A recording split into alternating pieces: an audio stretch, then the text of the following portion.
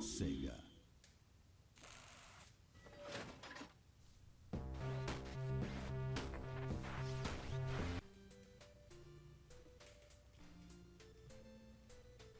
Hi everyone, this is audap again, and we're going to continue to look at Sonic's Ultimate Genesis Collection. Oh boy, trophies, who gives a crap? Huh? Oh, I'm sorry, there's probably somebody out there that does. Okay, so we left off on Phantasy Star 3. Let's take a quick look at that. Phantasy Star 3 did a couple changes to the gameplay.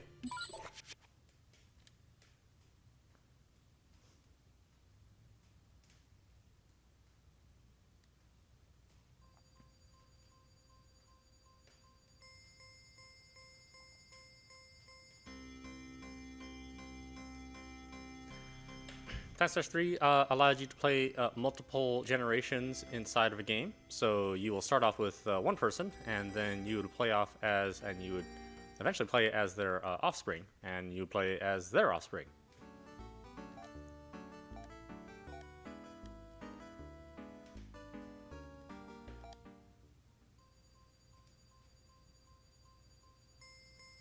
The legends of the past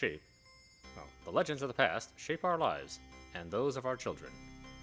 One such legend is of a struggle that almost destroyed our world.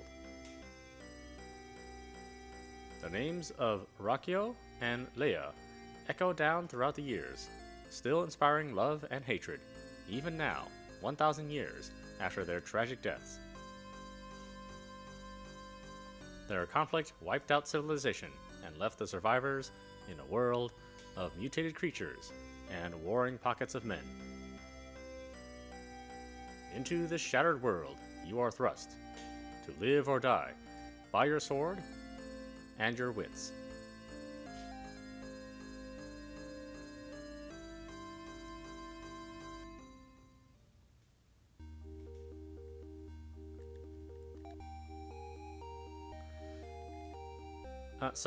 Now you have. Well, we're not getting into battle yet, but when we do get into battle, this time around it is presented in a style which does not show the characters. So while we don't see the characters on screen performing their actions, we do get animations of their attacks. The enemies are still animated, but this time the backgrounds match the areas. So instead of the grid that we saw, consistently throughout Phantasy Star 2, this time around we finally get some backgrounds with our fighting. Now, unfortunately, these characters walk painfully slow, as you can see.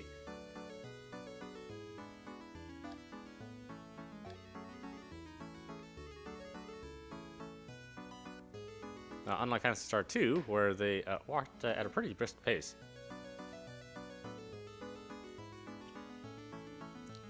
3 is actually considered the weakest of the 4 games.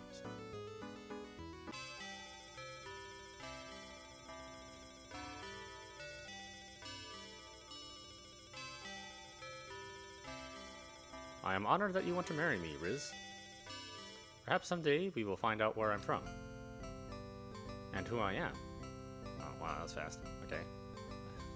I did say choose fast scrolling, didn't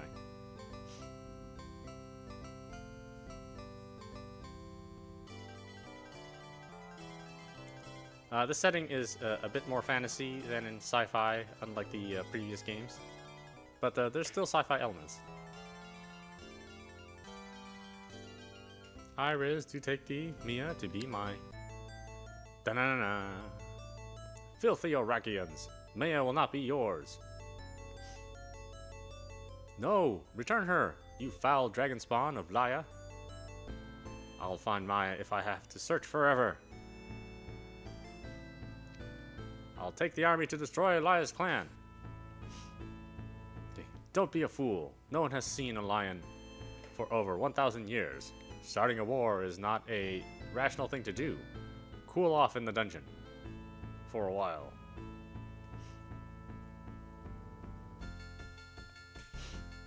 You can't stop me from going after her, father. I'll find her again, and I'll bring her back. I swear it.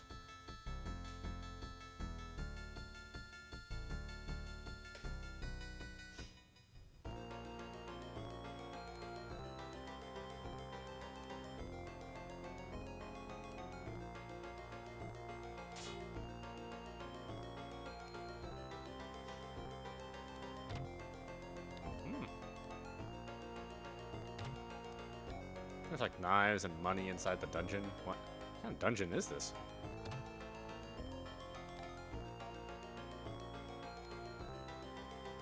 Not a very secure one, right?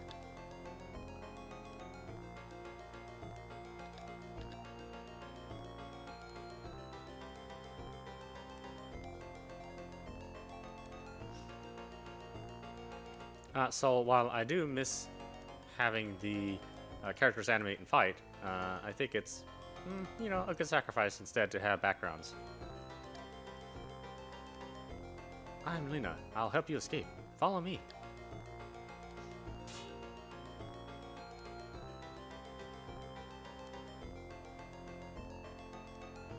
I still think it's unusual that in the future we wear capes. Arm yourself well and go find mine.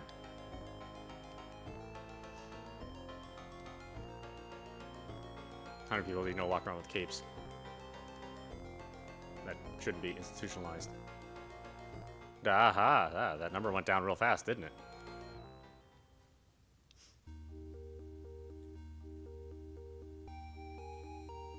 So let's see if we can get into a battle, and I can show you the difference there.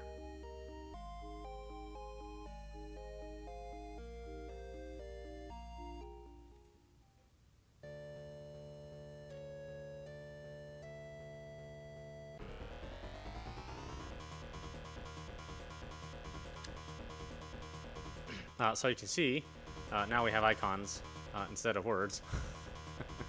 We can run, we can do auto battle, we can manually battle, and then we can use our items over here.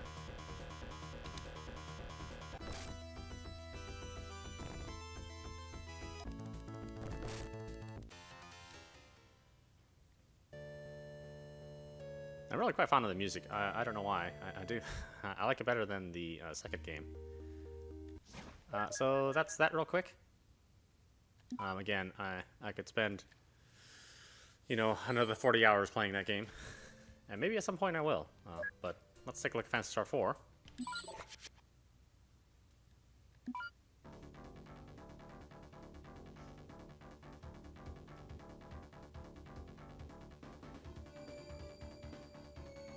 The long, long struggle of ancient times finally ended.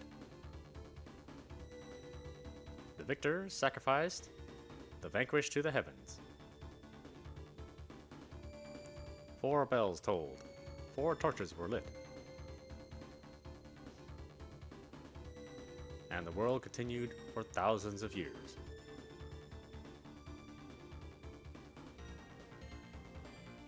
Phantasy Star, end of the millennium. Let's see. God, it just looks so terrible when it's stretched out like that.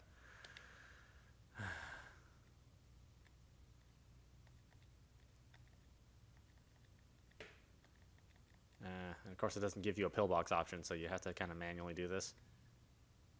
Heaven forbid that you don't have an eye for 403, which I don't necessarily have. That's relatively close. Chaz, we have work to do. Hurry up and get ready. This is your first job since you joined the Hunters Guild. You better put your heart into it. So, I'm not a trainee anymore? From this day on, you are a full-fledged partner. Now, come on, let's go. The unique thing about Phantasy Star 4 is that this time we have both backgrounds in the battle scenes and characters fighting. Phantasy 4 also allowed you to program macros for battles, so you could set up pre-made macros. Characters would run through those for the pre-made macros, which would save you time in manually selecting items and actions. It's a bit far. We're going to Matavia Academy in the town of Piata. Wow, so we're going to the town of learning. I wonder what's happened there. Who knows? The message said, just come. We'll get the details once we're there. Unlike the previous Phantasy Star, this time we are only playing one set of adventurers. We're not having multiple families and choosing marriages and things of that nature. Since we're going to be there anyway, I'd sure like to tour the academy. Is that all you can think about? Get moving or I'll leave you behind. We do see a noticeable improvement in graphics too. AW2284. Monster attacks have swelled the ranks of those who call themselves hunters, but as the attacks become ever gonna scroll the text? I guess I can read slower. Ever more frequent and powerful, an elite few begin to wonder what is behind this outbreak, and when and how it will end. And when and how it will end? Not sure why there's a question mark there.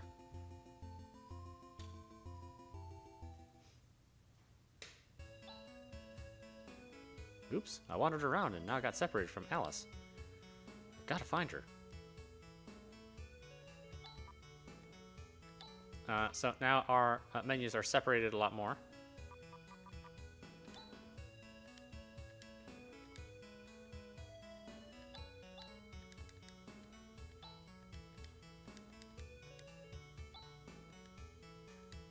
Of course, they've changed the buttons once again, so your menu button and your action buttons are different. Chaz, where have you been? Come on, let's go. But we have to see the principal and get the details about this commission.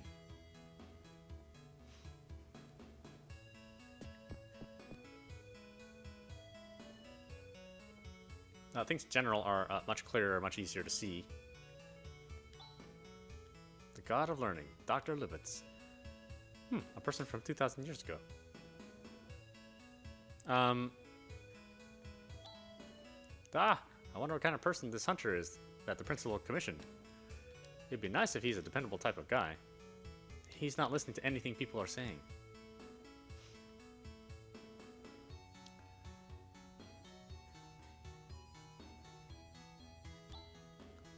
For the last year, there have been violent changes in the planet's crust, as well as abnormal outbreaks of monster attacks. At this rate, the planet will be doomed. Hey, it's not going to do good just moaning about it. 1,000 years ago, our society was thrown into confusion by the destruction of Mother Brain. After that, Watavia sustained a direct hit by a fragment of the exploding planet Parma. Our civilization was almost destroyed. We call this the Great Collapse. Oh, I didn't realize you weren't students.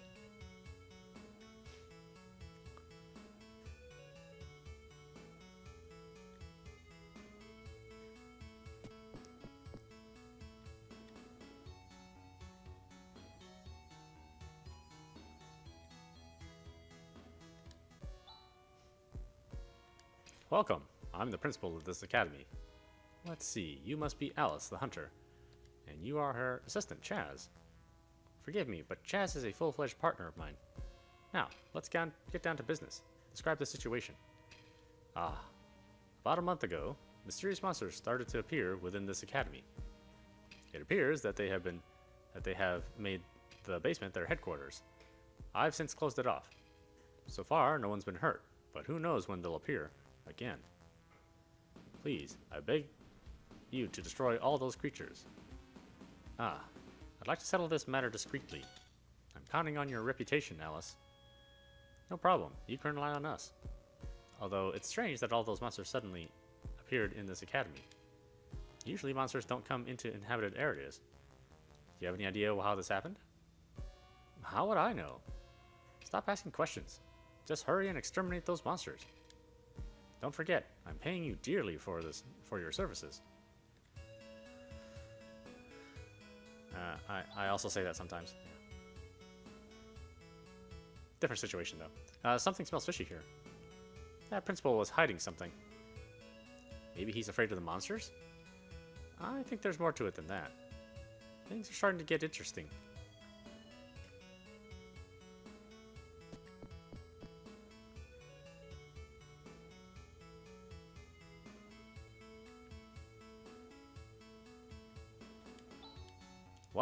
You're the hunters? Really?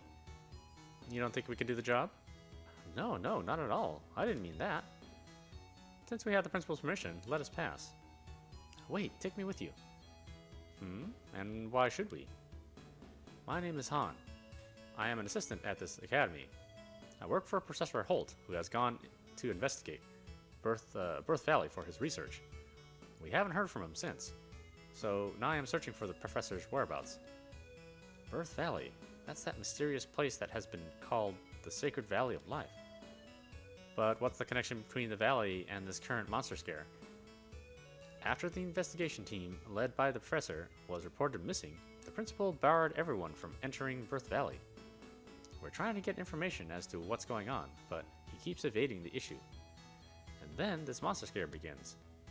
I'll bet anything that there is some sort of connection between these incidents. Well, it's true that there is something fishy about the principal's behavior.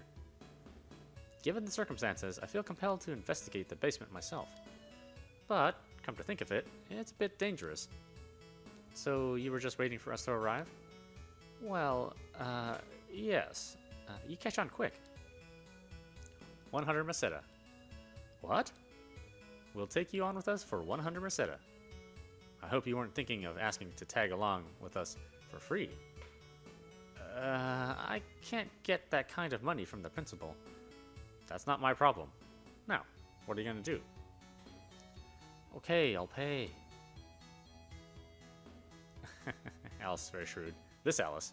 Of course, Alice was also the name of the main character from the very first game, though it's spelled differently.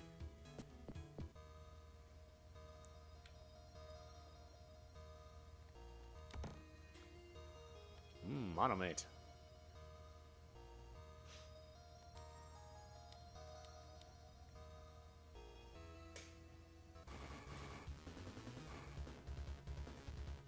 So then we can use our commands, we can use macros, or we can run. This time we don't have bizarre symbols.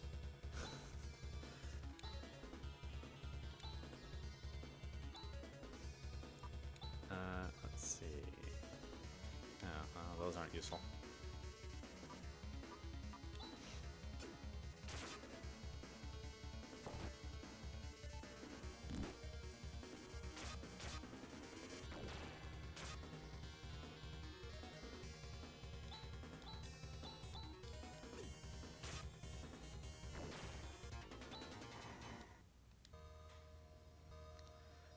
I actually think the music took a step back this time around. I thought 2 had great music, although the gameplay itself was kind of pokey. It wasn't as fast-paced as this game or even the previous games.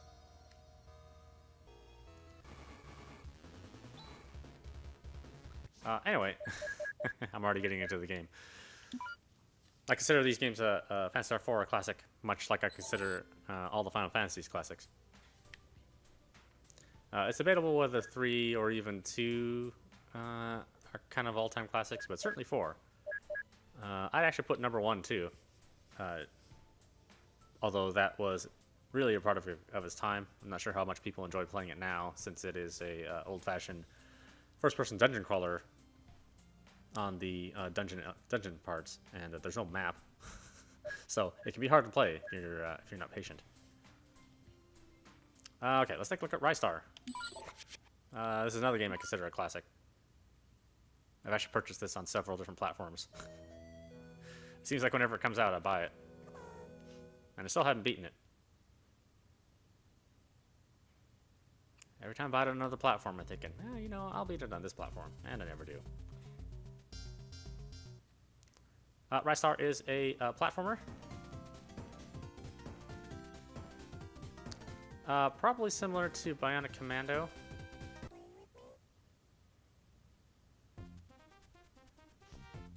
But as you can tell, it runs off of that nice Sonic engine.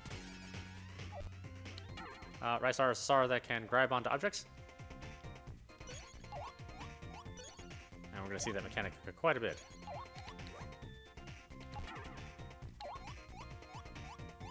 So he'll grab onto objects and then headbutt them. That's his main attack.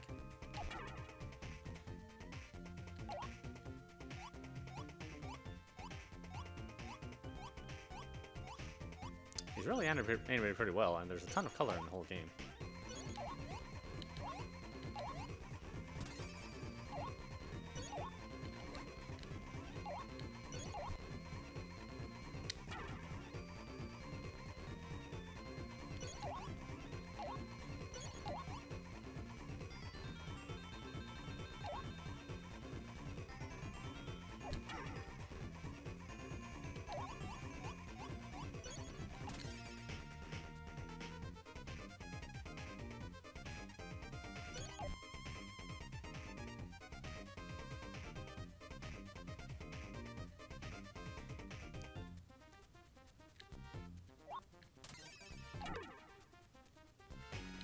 The grab mechanic is used pretty cleverly all throughout the game.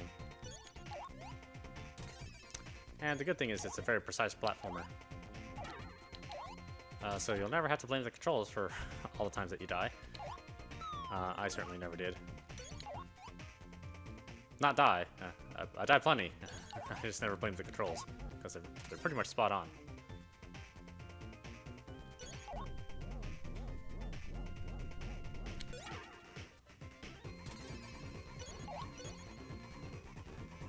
Yes, I know there are bonus areas I can go to.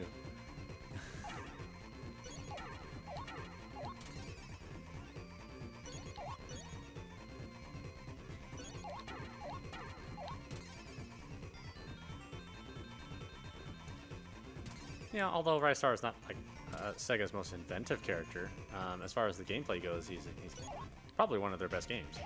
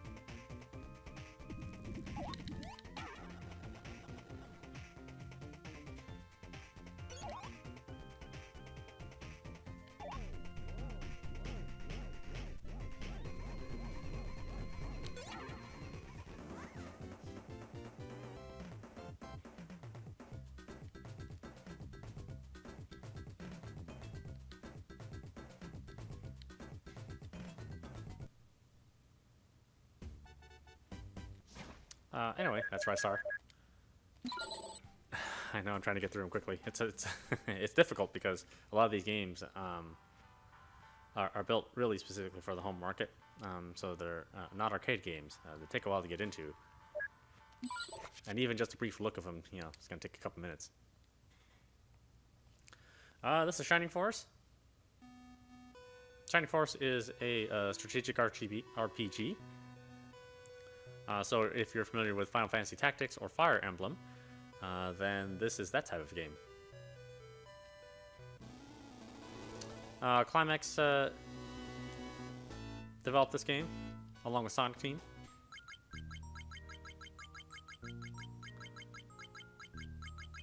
If you're finding that the text and the sound are fairly familiar, then maybe you played Golden Sun.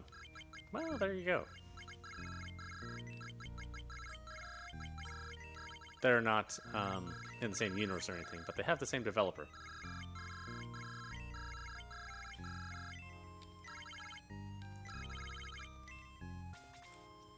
Again, this is Sega, one of Sega's best franchises. Unfortunately, they have not continued to make any more games in the franchise.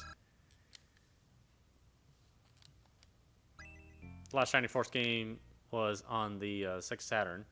Unfortunately, we only got one of those games, and 2 additional games appeared overseas.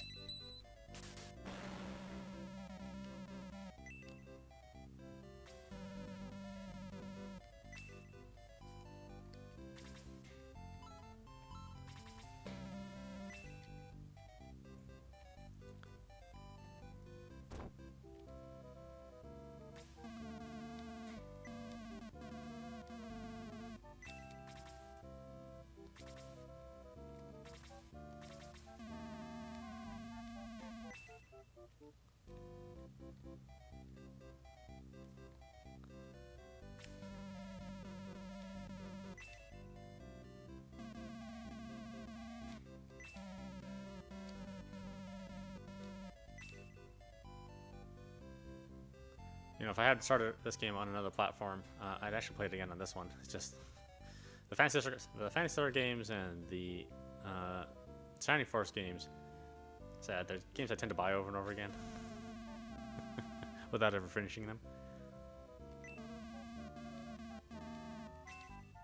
And let's see, it's gonna take us a while before we finally get into the first battle. But as you can see, the graphics are kind of 8-bit-ish in nature. I mean, they have like a very square look to them.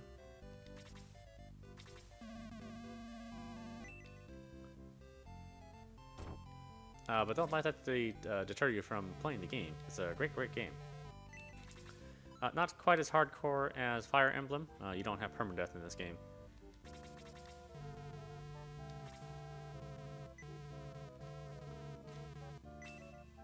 And the battles don't get quite as long and as technical as Fire Emblem, but they do get pretty challenging.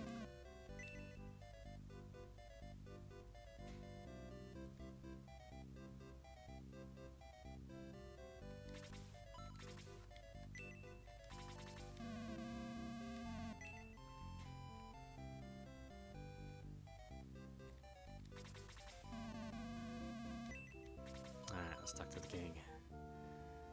There's no fast way to do this. Of course, if you're playing a game like this, then you're not necessarily concerned about speed. You kind of want to take your time and explore things and talk to people. But since we're only going to briefly look at this, it makes it a little bit harder.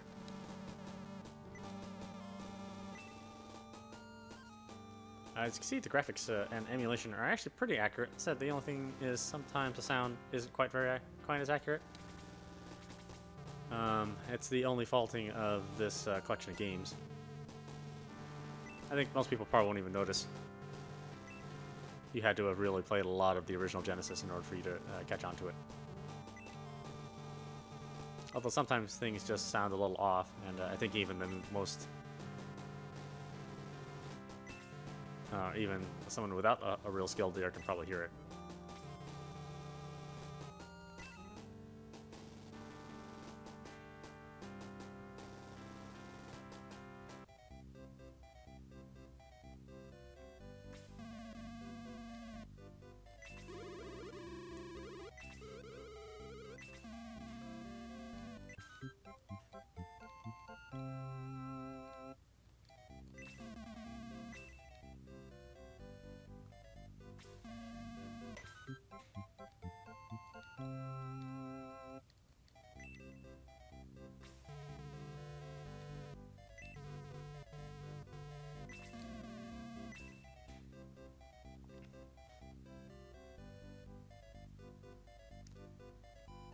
Alright, let's go back talk to the king.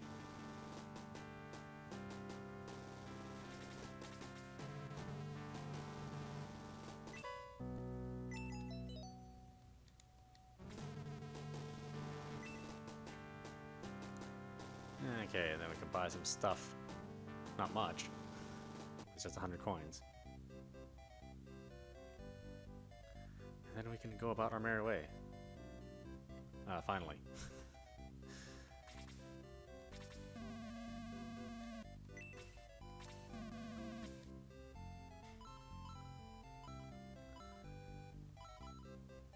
Let's see, I'll buy some medical herbs. Yeah.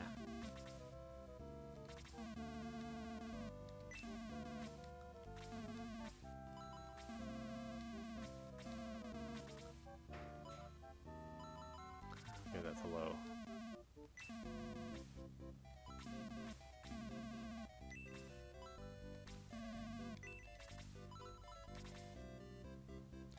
Again, Climax actually hasn't really changed their interface for a very long time. So,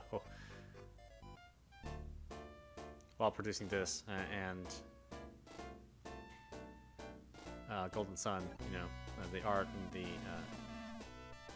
sound and the fonts are pretty much all the same.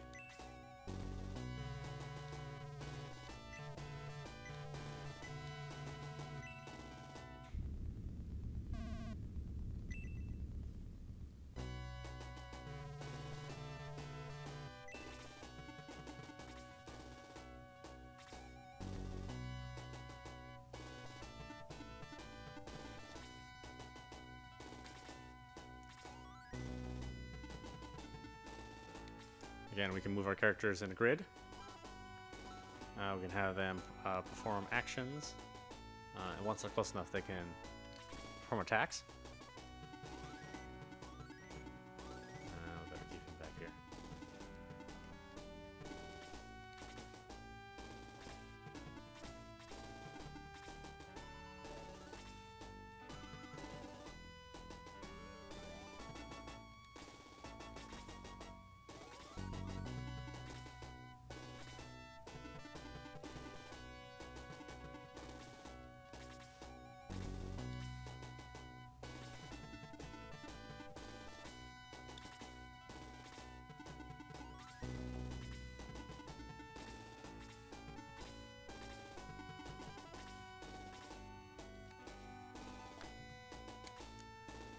Your locations also matter in this game, so if you're facing something from the front or the side, that's also going to change the effects that happen.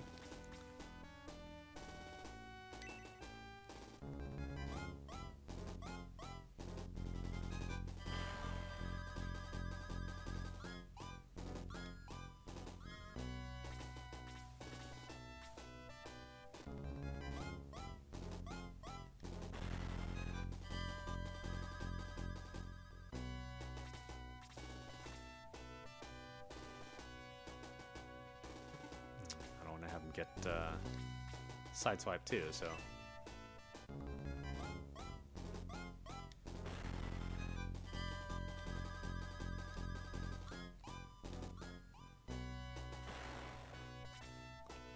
Anyway, I think you get the idea. Again, I could play this forever.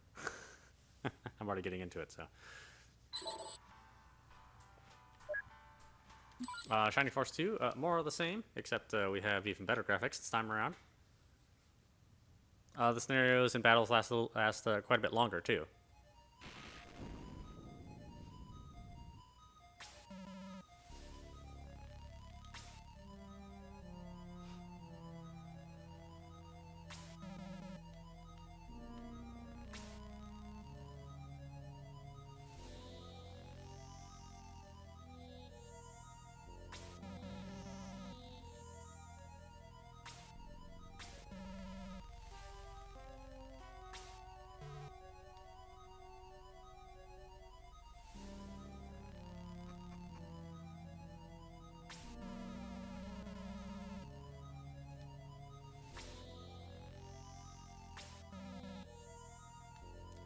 What? A treasure chest? I wonder if they're here. Slade and the thief opened the chest. Slade the thief. He found power water. Power water? Huh? Really? No, I don't want this. Slade discarded the power water. Oh, that's a bad idea. Where on earth are those jewels? I'm not sure.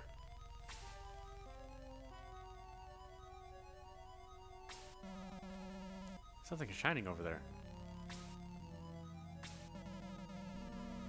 Oh, they must be the jewels of light and evil. Quite a storm.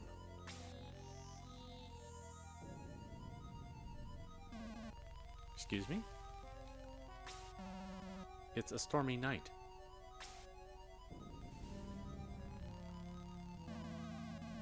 It's unusual for this time of year. Excuse me, Your Majesty. Is it time to go to the ancient tower? Yes, sire. It's storming outside. Be careful.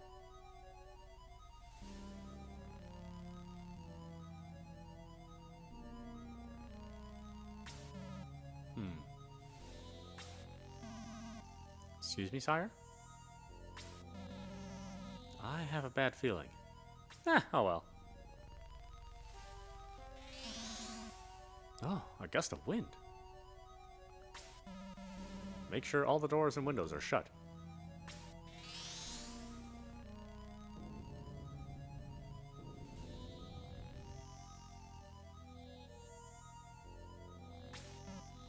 Well?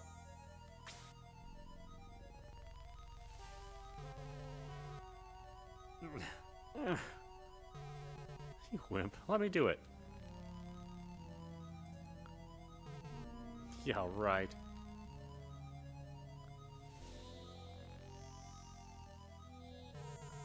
Blast. It won't budge.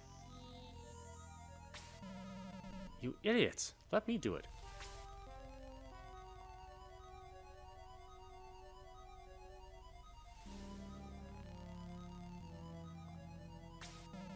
Well, that didn't work.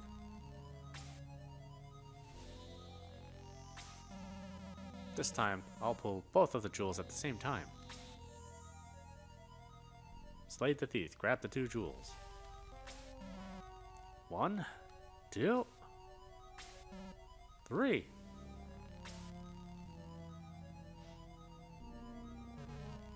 Are you okay? Yeah, I feel just great. You did it! You have the legendary jewels. I did? Oh, I got them! I have the legendary jewels. Bravo!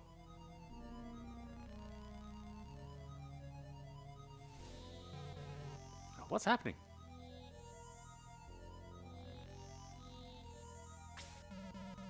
We must escape from the shrine. Follow me. Talk about long intros, huh? I'm not even playing yet. Yeah.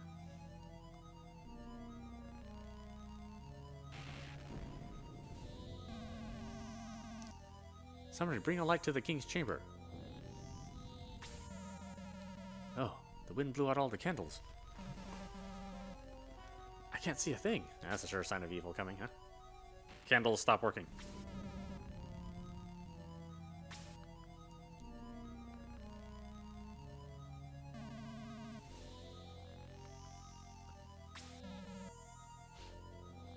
What's wrong? It's collapsing. Maybe it was struck by lightning? No, not lightning. What? What's the bad about lightning? To my knowledge, that tower is impervious to any type of disaster. Minister!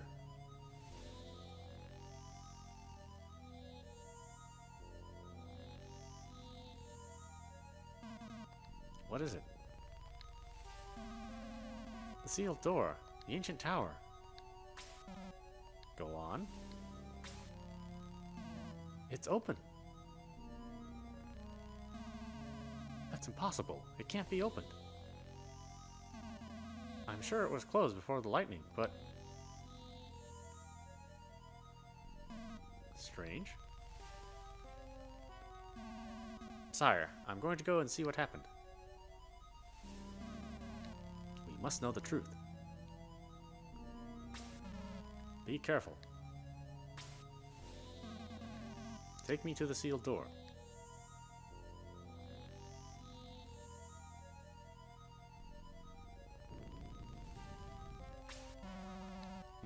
Strange. Strange indeed. Lightning at the ancient tower. Huh? Did I hear something? A sealed door that is open. An unusual storm. Everything is so strange. And I'm Santa Claus. What? I feel as if someone is watching me. It must be my nerves. I guess it was nothing. I have to get a hold of myself.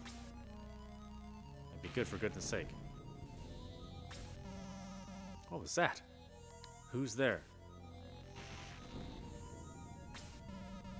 It's not my imagination. Something's in this room.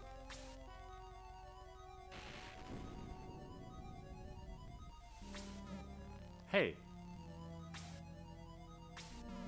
Stay away from me.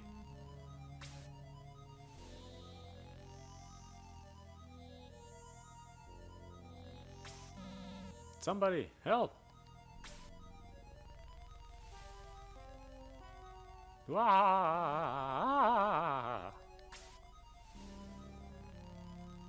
Ugh.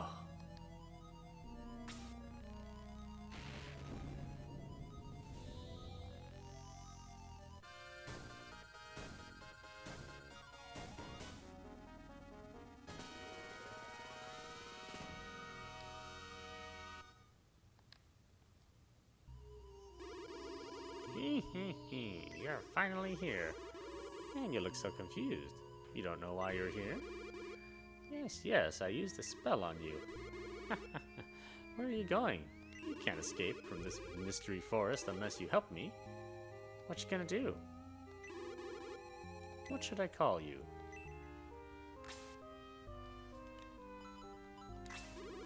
Bowie. Nice name, huh? I'll let you decide the difficulty level at this time. Taking it easy, eh? Now, good luck to you. You have no time to waste.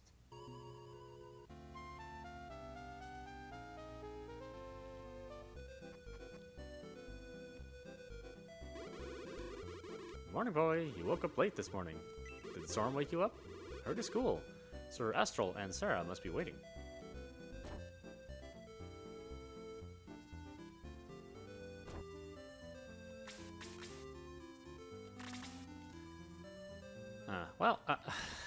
I don't think I'm going to go through it. It takes like another 10 or 15 minutes to get through that part. So I'll get back to this game. Eventually I'll do a Let's Play of it. Shining in the Darkness. This game actually came before Shining Force and Shining Force 2. This is a dungeon crawling style RPG. Again, I don't know if the modern audience out there is going to be patient enough to play this. I played all the way through it on the original Genesis. And I remember having a pretty good time.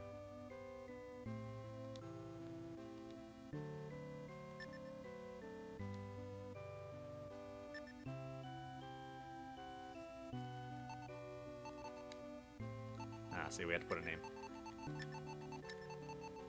Your character really is a blank slate, so...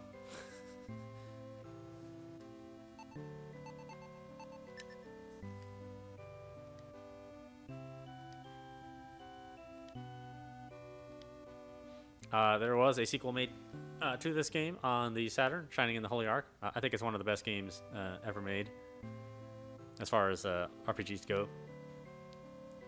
Of course, at the time, it was released closely, well, not closely following. It was about a year after Final Fantasy VII. So while it was still a very, very good-looking and playing game, it was vastly overshadowed by that game. Still, if you have a Saturn and you're able to get a hold of that game, it's well worth playing.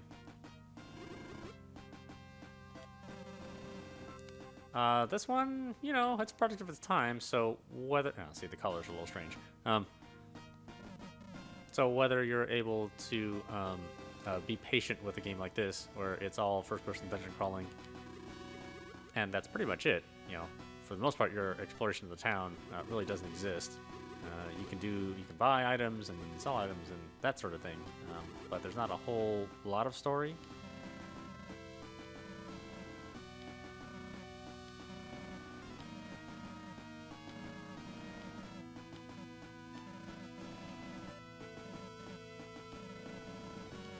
Alright, yeah, bring back his daughter. No problem. Take some gold. Yeah, thanks.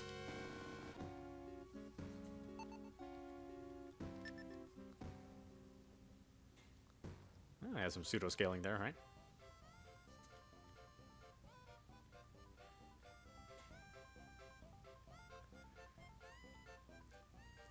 Again, your exploration. This is basically your, your town exploration.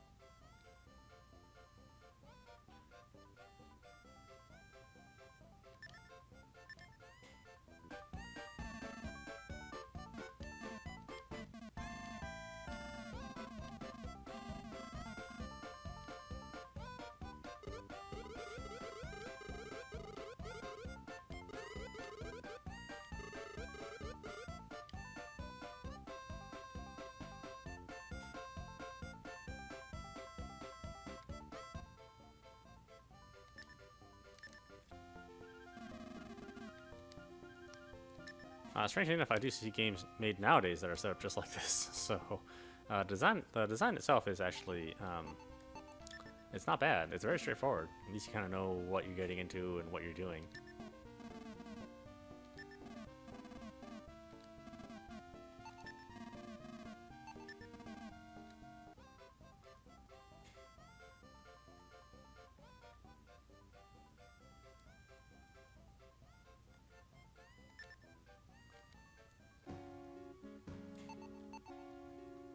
That's right, I'll have to talk to some folks. Ah, darn it. Alright, let's talk to everybody real fast.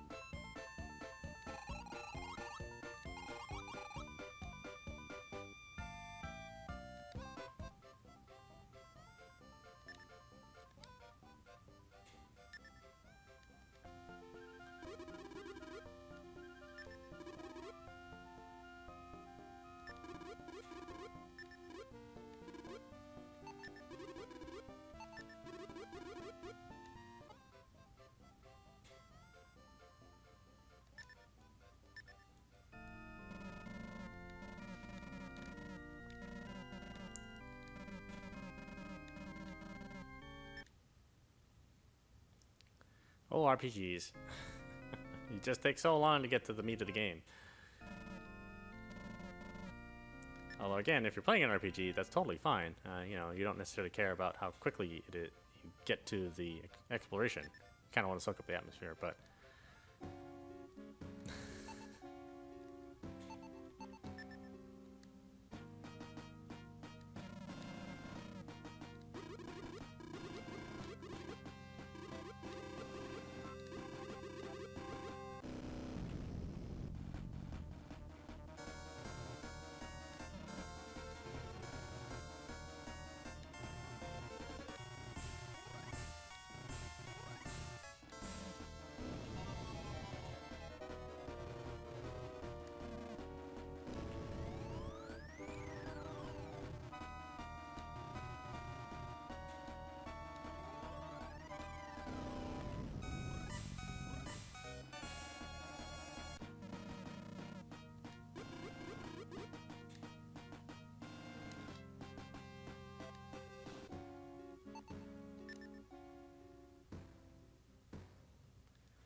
strangely enough, although there's scaling there isn't really a whole lot of scaling used when you're playing the game. So this is basically all the exploration that you get. Again, very old school D&D style exploration. There's no map, so you're out of luck unless you have a good memory or you decide to keep pesky graph paper close by.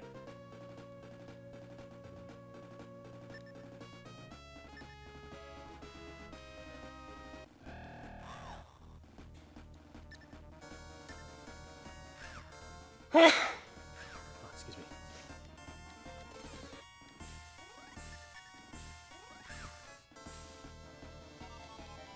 You're going to hear this battle music a lot in this game. I mean, a lot. Since this is basically the meat of the game. Again, for the time, the Eye of the Beholder series was really, really popular, especially in Japan. So that's why games like this were made. Quite a number of these games are still actually very, very popular in Japan as well. And here too, of course. Although it's been a while since we've seen something in the Eye of the Beholder series. Probably has something to do with all the expensive licensing that's involved.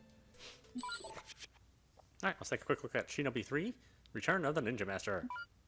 He's returning, the Ninja Master.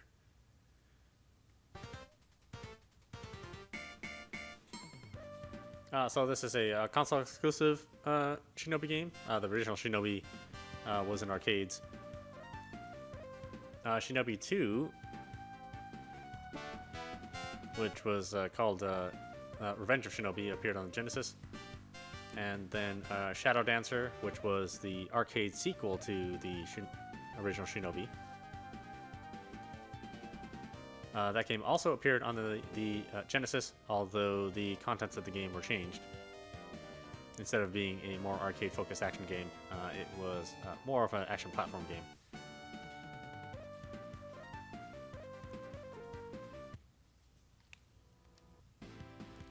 This is a really great game. It's a bit slow-paced, but the action's really, really well done. You have a finite number of ninja stars to throw, so you can't just blindly start shooting stuff like you could in the original arcade game, or even in the arcade sequel, Shadow Dancer.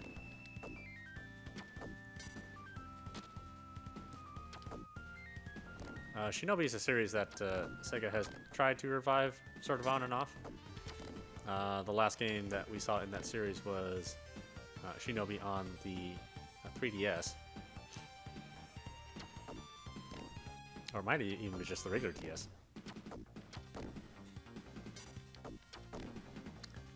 If you have played a lot of Shinobi 3, then that's where that game took most of its inspiration from.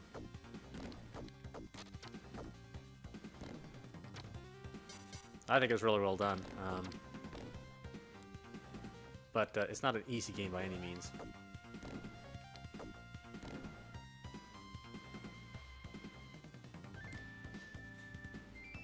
Shinobi also appeared on the PlayStation 2. Two games in that series were kind of made.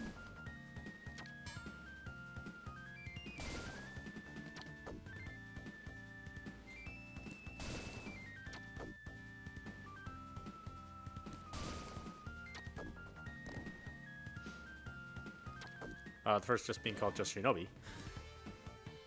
And the third was Nightshade. Or Kunoichi, if you were playing the Japanese version. I like both games. Although I like Nightshade quite a bit more. But of course, you know, you expect a sequel to be better. At least you hope one would be.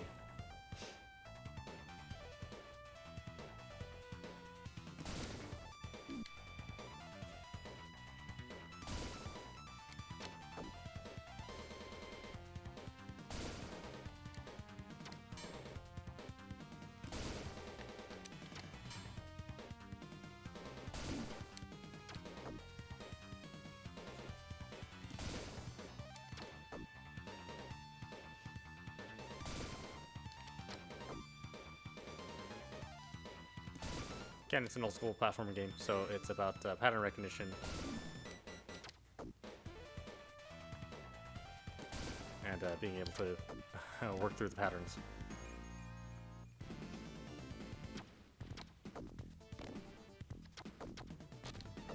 It's another game I could play through quite a bit, so I'll stop now before I play through the whole damn thing.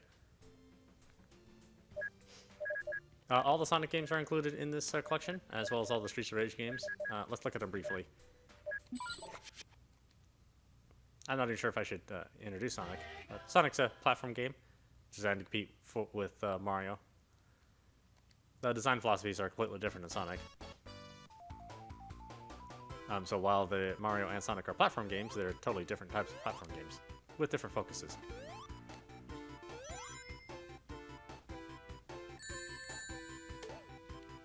Sonic is a bit more about level memorization and being able to get through a level quickly, at least. At least the first level is. Later on, you'll actually have to explore the levels quite a bit. It was also designed to be as simple as possible, so Sonic really only has one button. He'll have a jump button, and you can push down and do a spin attack.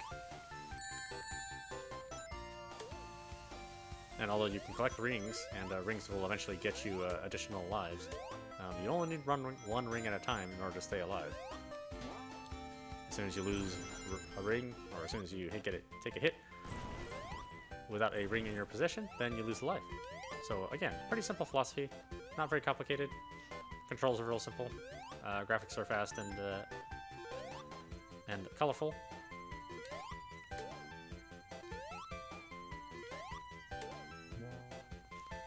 And that has been the strength of the Sonic games, which made them so popular.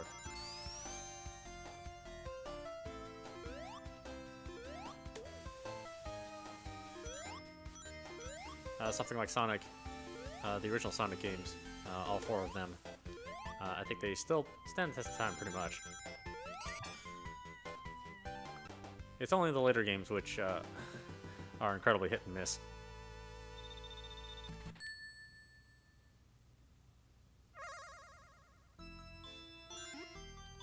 Of course, you have the bonus stages in the first Sonic, which feature a rotating maze that you go through. This is one of those strange situations where I remember reading like Electronic Gaming Monthly, and how they had said that the Genesis was powerful and featured software scaling, which rivaled that of the Super Nintendo's background scaling. Of course, I hadn't played Sonic at that time, so I sort of believed that idea that the software scaling in this game would be better than the hardware scaling. Then when I finally played this game, I realized that was not true. You had rotation, but it was super choppy compared to anything on Super Nintendo. So I sort of wonder about all those folks who were working for like EGM back then. It was one of those magazines that had a very, very strong slant towards the Sega machine, which was fine, of course. Everybody has their preferences, but sometimes it was at the point where it was delusional. I'm pretty sure a lot of these guys are still working. Maybe they believe the same thing still. Who knows?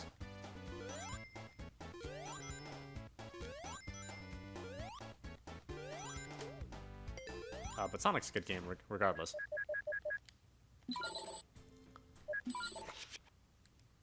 Sonic 2 is actually my favorite Sonic. I think they pretty much hit it right on the head with this one. You have a two-player sort of play. Well, yeah, actually, it is two-player play, so you can play split screen with another person.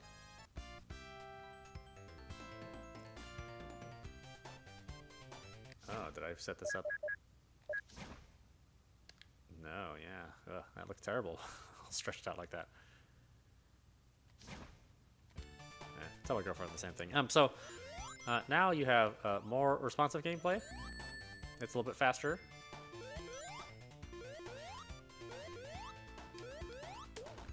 You almost always have two characters on screen. Tails isn't quite as fast as you, of course, so he doesn't quite keep up with you. But he does provide you with some additional attacks when he does do something useful, which is not that often. Actually, this might have been him at his most useful.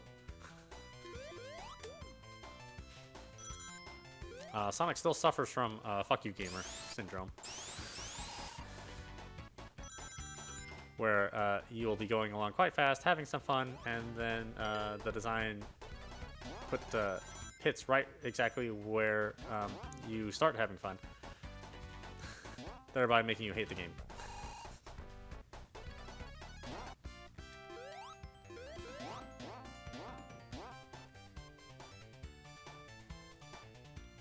So as soon as you start really going fast, yeah, you have to be careful because there's always a looming pit of death waiting for you to disturb your fun.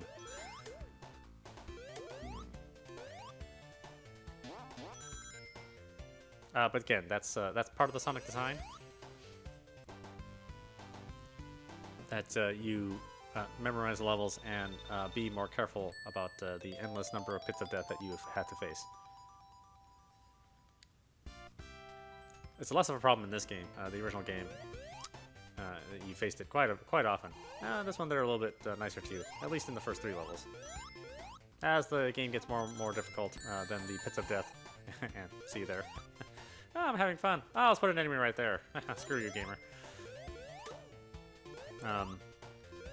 That happens more and more often.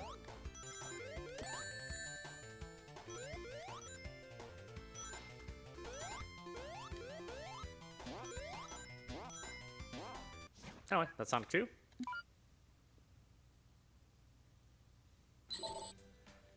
Then we have Sonic 3, which also ran on the same modified Sonic engine. Although the physics are a little bit different. You can see we have a pre-rendered Sonic, which was kind of the craze back then. Especially since Donkey Kong Country managed to be so popular. Though pre-rendered Sonic's only in the title screen. For the most part, every time you see Sonic here, he is just a hand-drawn sprite. Without the use of pre-rendering. This game also introduced Knuckles, and later you can play as him as well. Knuckles being a much different mechanic than regular Sonic. Since Knuckles is able to climb, he's more of an exploration kind of character.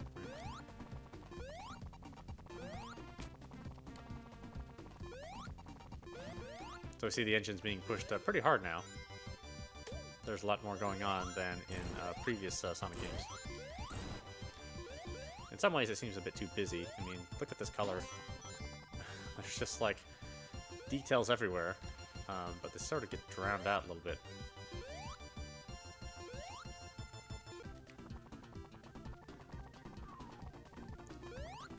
It gets better as later levels go on, but man, this first level, I mean, it just looks like a mess.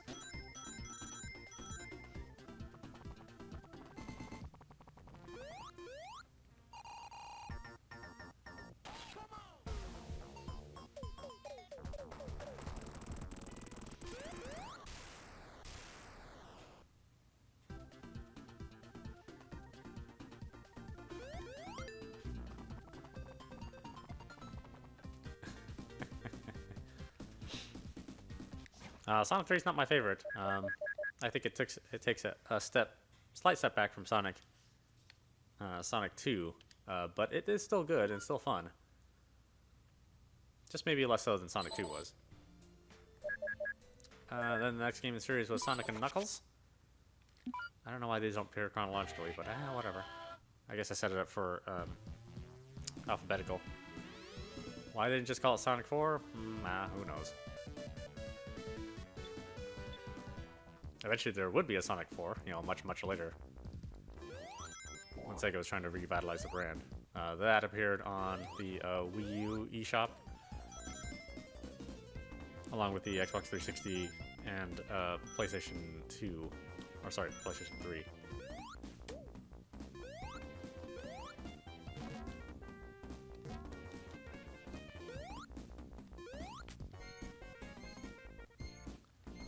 This Sonic, more than any other Sonic previous, is more about exploration than it is speed. So it's a little bit more slower paced than the other Sonic games. Although you still go by at a pretty good clip. It's just not the sole focus anymore.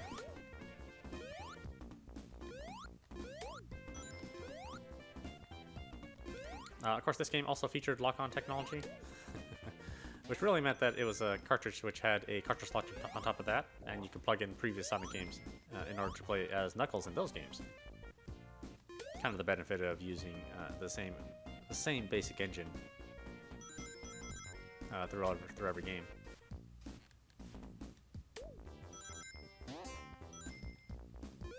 It was pretty neat. I mean, Knuckles is great because he was able to explore areas that were not possible to reach as Sonic.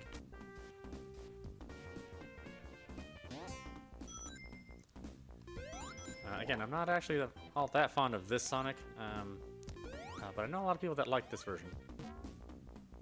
So it must be just a matter of personal taste, you know.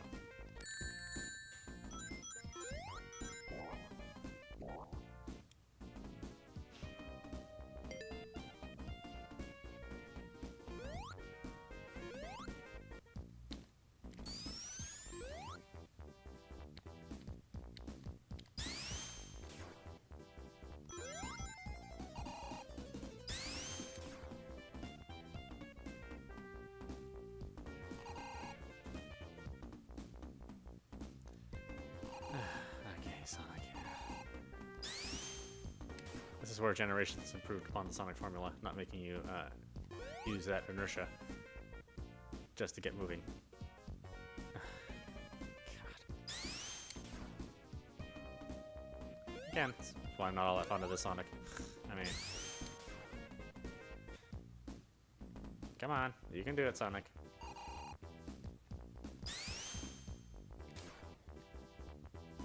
No, you can't do it, Sonic. You worthless piece of crap. Okay.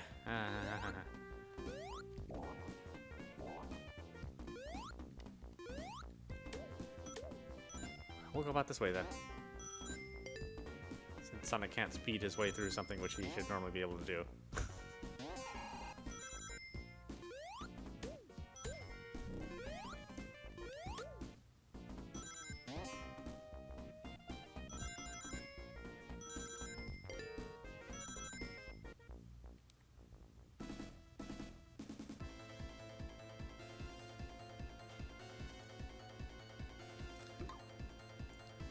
Looks like they finally managed to not make Sonic so busy, like in Sonic 3.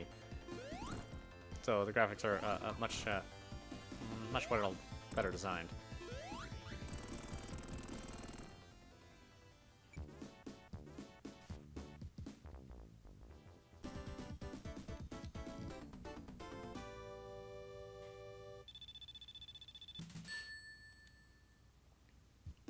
This game also introduced the idea of continuous levels instead of levels that would fade in and out.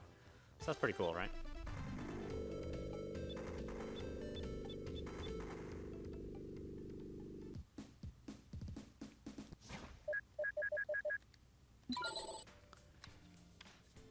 Then we also had Sonic 3D Blast, a much different take on Sonic.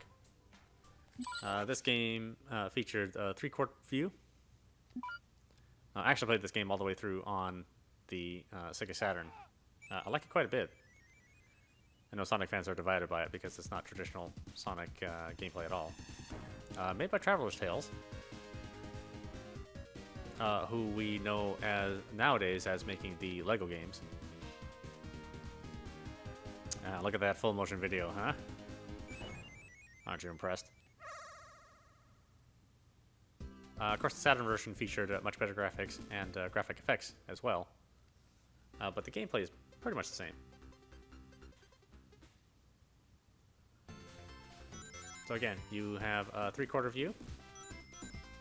It's even more about exploration than even the previous games.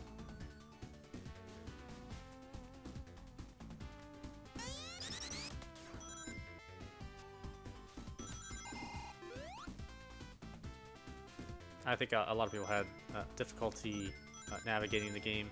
Again, the 3/4 view throws off a lot of people. I mean, me too.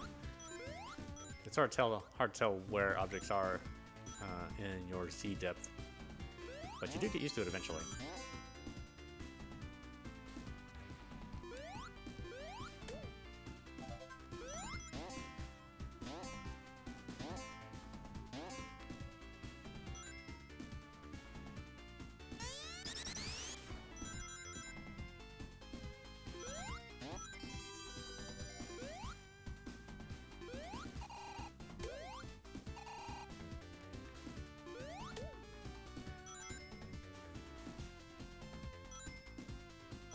Sonic still moves at a pretty brisk pace. Animals that you can rescue, you trail on with you.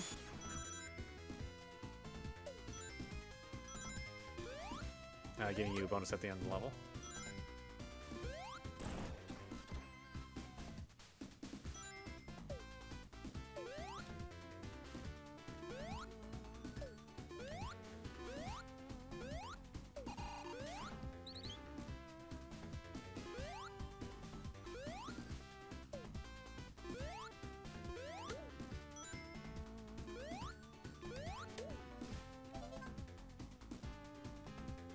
You'll have to rescue a certain number of them, so it behooves you to attack the creatures and remember to save the birds too. Our good old friend Slicky.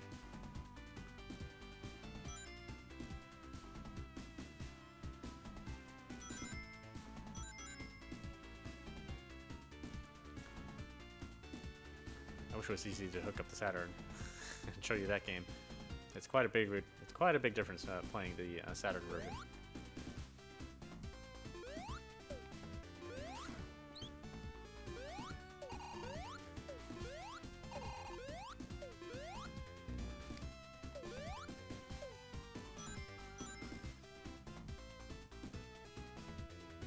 Ah, darn it.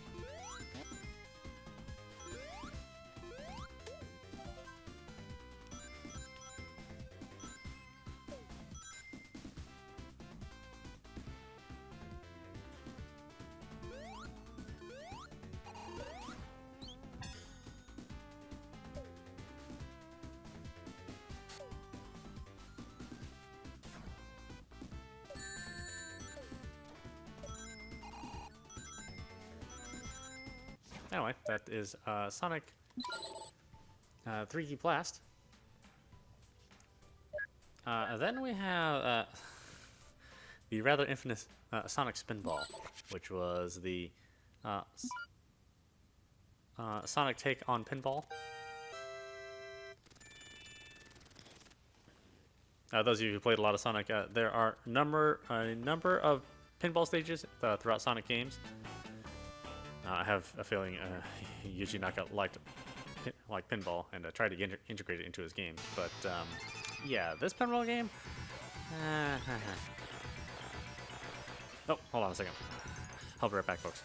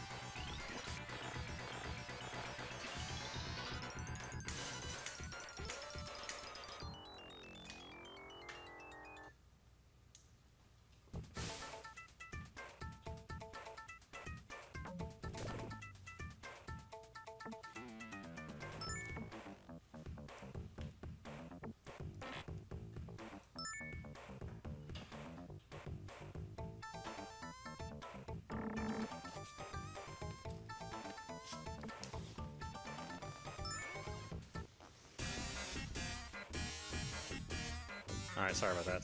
Dying fire there. Okay, so. Let's see how far we can get into Sonic Pinball.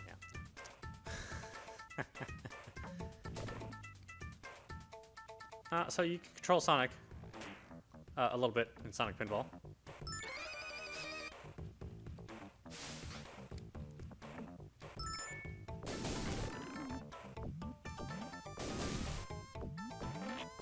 Unfortunately, Sonic Pinball's physics are a little bit questionable here and there.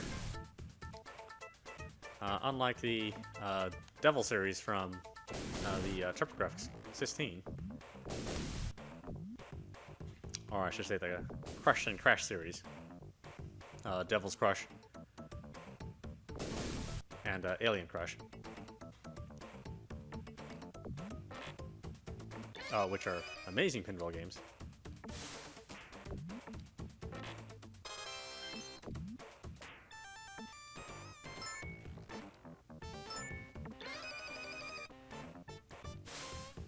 Yeah, unfortunately, the ball physics in this game are, who knows what really happened. They definitely don't behave like a pinball.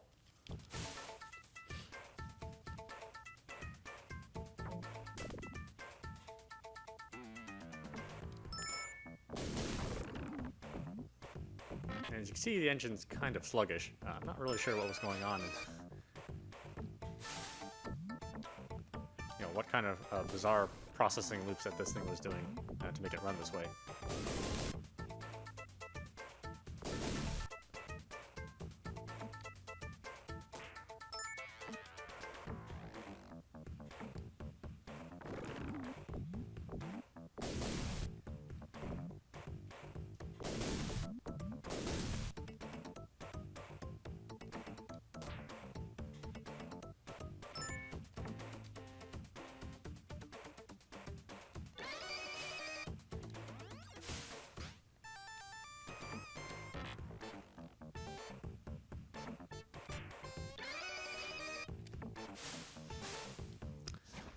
Yeah, that's fun.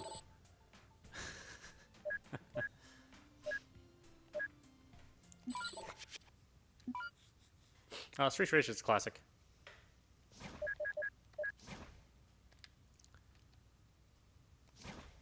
It's a further refinement of the beat 'em up genre, really, which Double Dragon pioneered.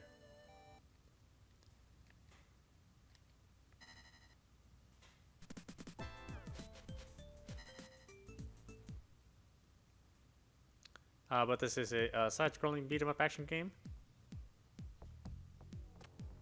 I think it's probably Yuzo at his finest as far as the music goes. He's had a lot of soundtracks behind him, but really Bare Knuckle 1 and 2, or Street Rage 1 and 2, are probably his strongest pieces of work. Maybe even ActRaiser. I think that was pretty good too.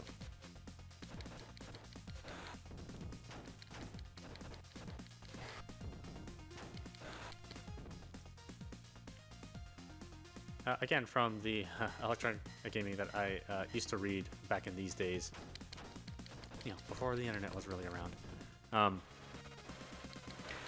There had been a lot of claims from the editors there that this game was better than Final Fight. Had more impressive graphics, had better gameplay. I think when I finally played this game, I was a little bit disappointed, to say the least. A good game in its own right, but to make the claim that this game is better than Final Fight, yeah, definitely the fanboy speaking there, right? I mean, the animation is not quite as good. The character art isn't as good. The sprites are a lot smaller. The frame rate's really kind of chuggy in this version, at least. But it does, unlike the Super Nintendo Final Fight games, feature two-player cooperative play, which is its real strength. This also manages to be a pretty challenging game as well. Final Fight was challenging, but it always felt just a little bit cheap. Again, it was the nature of it being an arcade game. Not that this game doesn't have its cheapness there too, as you can see, these enemies that magically run in and out and get behind you all the time.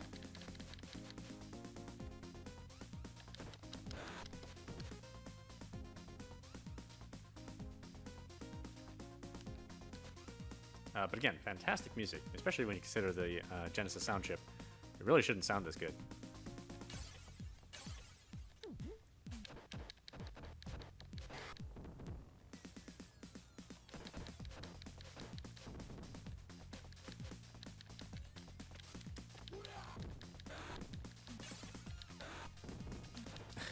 Look at all these guys like speed running. Just so it can cheaply hit you.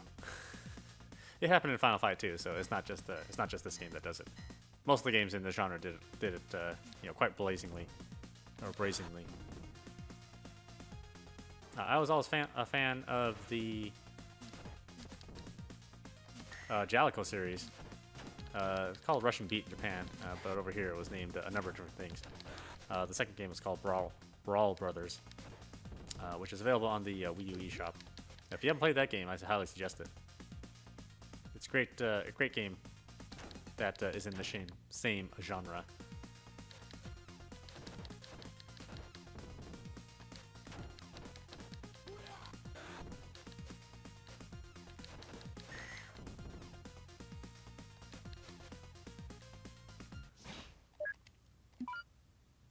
Anyway, that was Streets of Rage 1. Still a very good game, but 2 managed to be better in pretty much every way.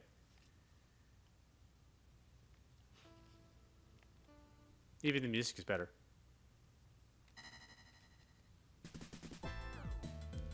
Unfortunately, Adam is gone. We have been replaced with Max, who is all power, Axel, who is the balance. Well, I guess sort of. I mean, Blaze technically is the balance, but she's quite a bit weaker than Axel. Then we have Skate. Yeah, Skate. Uh-huh. The hell are you thinking, Sega? Really? Skate?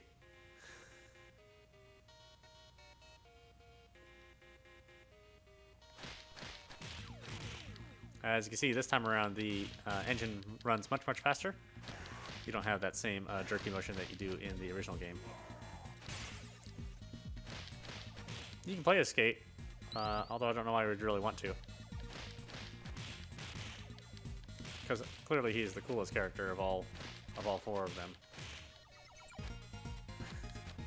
It's a very Japanese thing, though, to include kid characters in games. It's sort of their way of pandering to their audience. That's why things always take place in a school, and you can have like 12-year-old lawyers.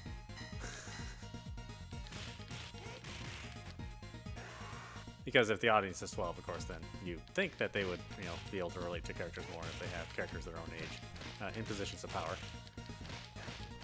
Kind of a weird Japanese thing. Well, maybe we do the same thing here in America too. I don't know. It's been a long time since I've looked at animation in America.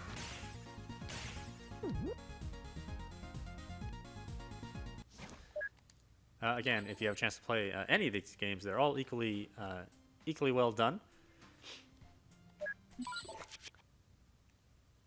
Then there's Streets of Rage 3, which, again, the gameplay has significantly improved. The engine is much better. And the music. Well, no, the music is actually just terrible. It's just terrible music. Really not sure what happened to Yuzo on this one. I think he might have lost his mind. Anyway, let's take a listen.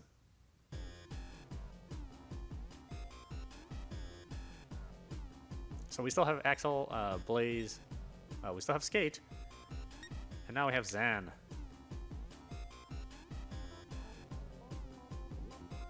Are you listening to this? Yeah.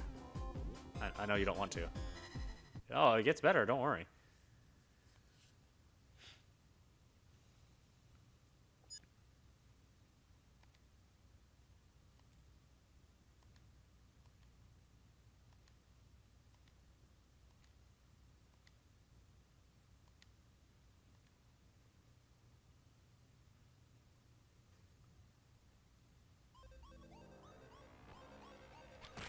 Again, we have much, much bigger characters.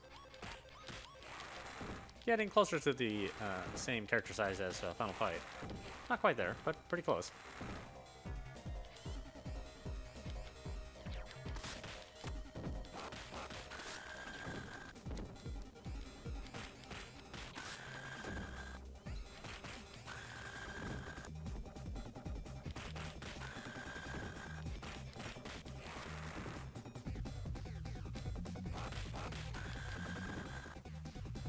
I think this music could possibly be pretty good with maybe a different set of instruments. If it wasn't limited to the Genesis sound chip, maybe it could sound pretty good.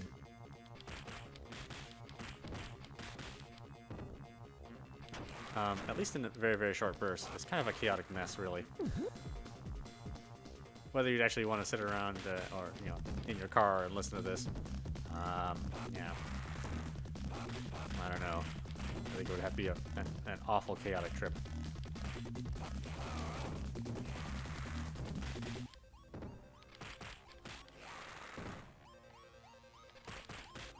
But as far as gameplay goes, this game is the best of all of the games. Even with the very, very strong entry in 2, this game, again, gameplay-wise, it's even better than 2 is.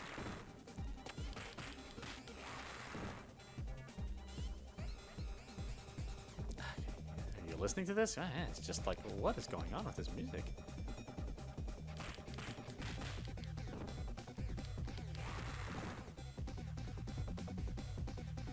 Oh no, my hand is falling. I guess I'm ready to beat off or something. I have no idea. Might be true in real life.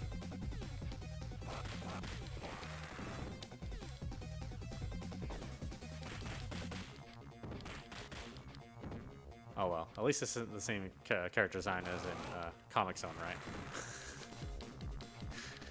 I still can't get over how terrible that character is.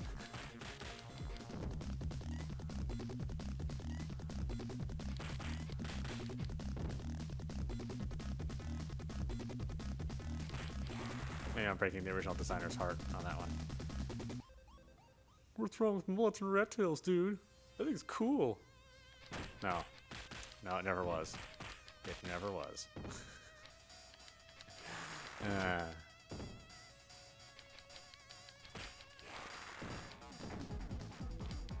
wonder if he was just like looking through his like yearbook that he found in the attic. Oh yeah, that was a great look for me. I should make a game based on that look. No, you shouldn't have. You should not have. There's a reason why nobody talks about Comic Zone as being a classic. It'd be too embarrassed, right?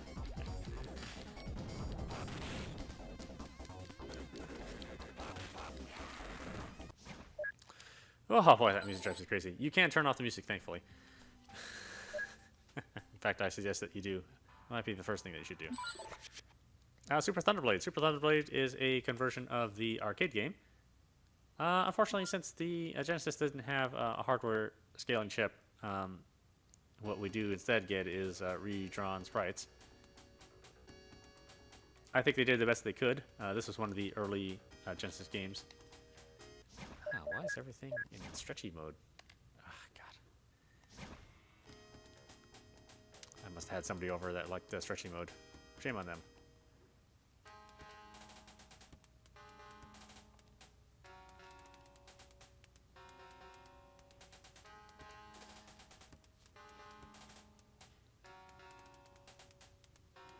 This game is a bit like Afterburner or Space Harrier, just a different take on it.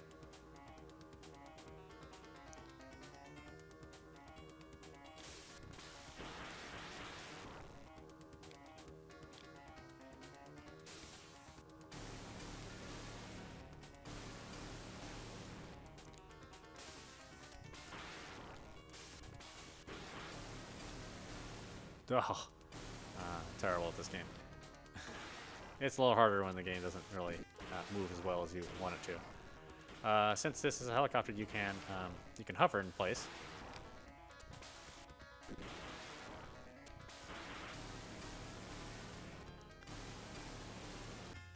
Again, we're using sharper controls too, so your down is up and up is down, which is really the way it should be as far as a flying game goes.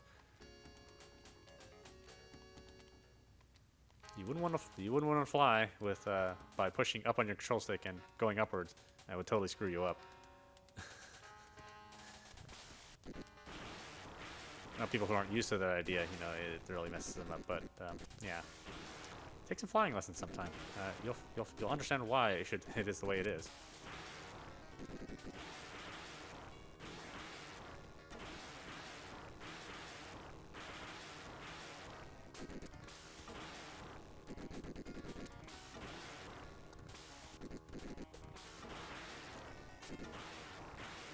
Again, if you compare a game like this to, like, let's say, like 3D World Runner or Afterburner on the regular Nintendo, then this is quite a bit of an improvement.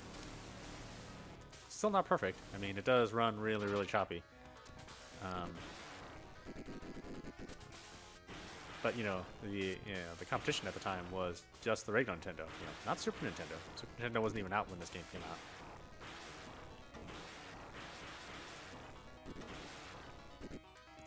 And even so, even Super Nintendo games where you had forward scrolling like this, they were using the same tricks with redrawn character sprites instead of actual hardware scaling. Again, it really wasn't possible. The Super Nintendo only featured background scrolling.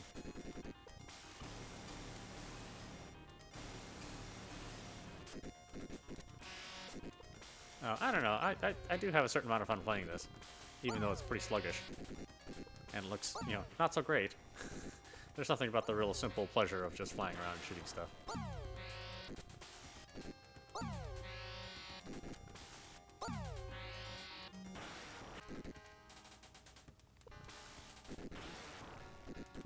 Well, I can tell you right now, my thumb is like getting awful tired having to fly around in circles like this. At least in this game, you were able to get a little bit farther than you could in Afterburner. Afterburner was really, really tricky to get good at.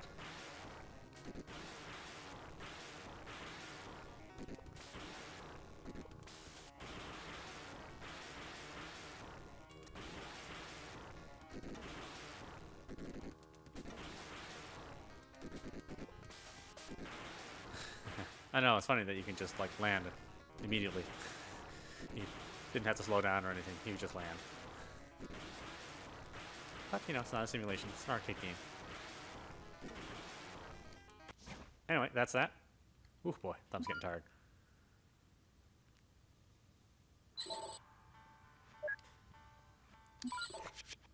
Then there is Vector Man. Vector Man is an action platformer. Again, a bit later into the Genesis life, Sega was still trying to keep life going into their system by having new companies and new rendering techniques. Vector Man and his characters were all pre-rendered sprites.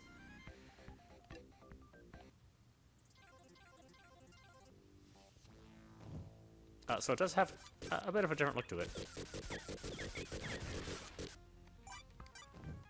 Again, your primary attack is shooting, so instead of jumping on things, you're shooting things. Vector Man can also transform into other objects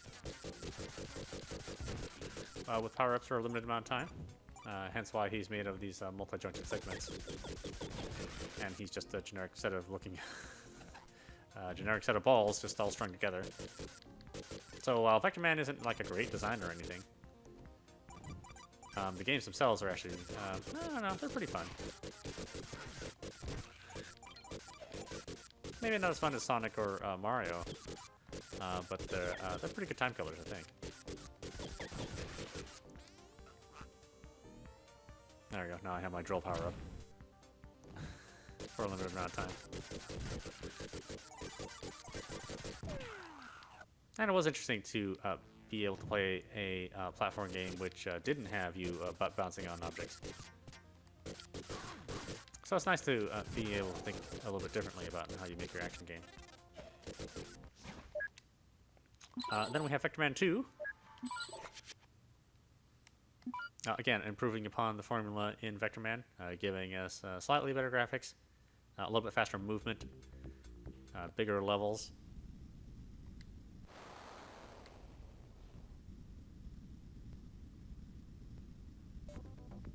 Look at those cinemas. Is he whacking off? I don't know. It looks like he's whacking off. I don't really need music for that. Maybe some people do.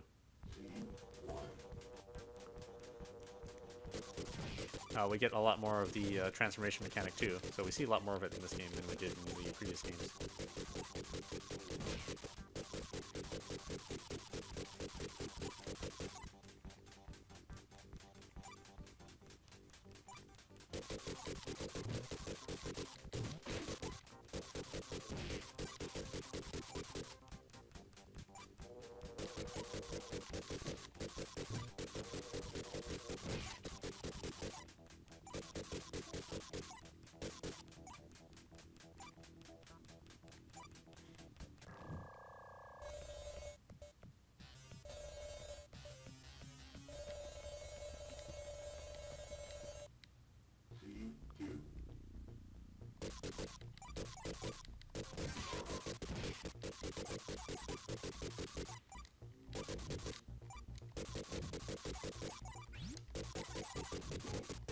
Unfortunately, I think the sound is not so good, not very strong in this game.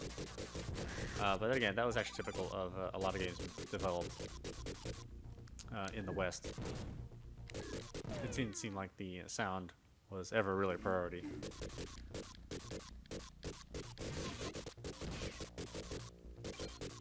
Whereas a lot of Japanese games, soundtracks really meant a lot. So you didn't get this sort of generic, bump up that you hear of a lot of the Genesis games.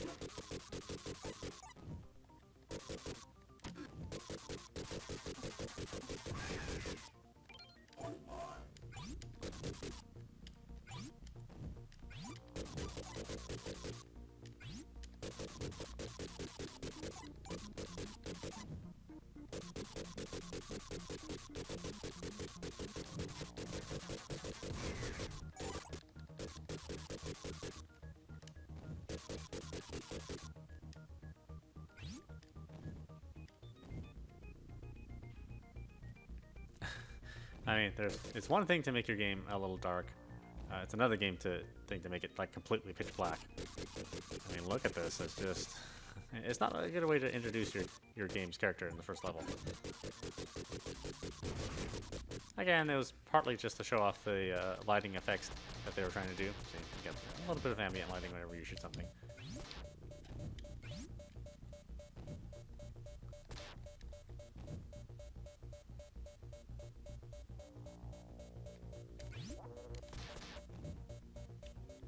Come on, you can do it.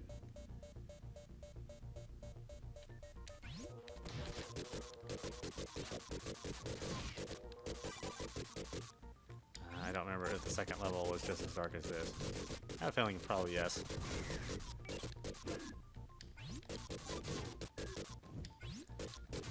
I don't know what it is about the obsession and darkness and using lighting in games. It still continues to this day. A lot of games are just way too dark, just so they can spend a little bit more time showing you how they can light things up. It's like, that's great, I still can't see anything. It doesn't really matter how fancy your lighting engine is if I can't see anything. Or if you only put lights in very, very specific places.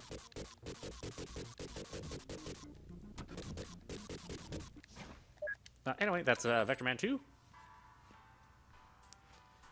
Again, as you play games and reach certain options, You can also unlock additional games. See here, we can unlock the arcade version of Alien Syndrome. Again, that's actually one of my favorites. That's why I went through the trouble of unlocking it. Alien Syndrome is like Gauntlet, except it's sci-fi themed. Of course, there's the Altered Beast Arcade if you want to play that. I don't know why you would, though. Congo Bongo, a very, very old game. But kind of fun, 3/4 action game. Fantasy Zone. I actually do like this game, but collecting 80,000 points in Flicky is actually tougher than you think it would be. There's Golden Axe Warrior, which was on the Sega Portable. Golden Axe is sort of an action RPG-ish take on Golden Axe. The original Phantasy Star, of course. The Shinobi arcade game, great fun. Space Harrier, which has appeared on a number of platforms. First person or third person shooting game. Zaxxon, another 3/4 game. Classic game. I'm actually surprised that Zaxxon is not a thing anymore and that they haven't attempted to rebrand it or redo it. But really great game. Introduced the concept of 3/4 and really paying attention to your height and not just your x-axis. You really have to pay attention to that y-axis in this game.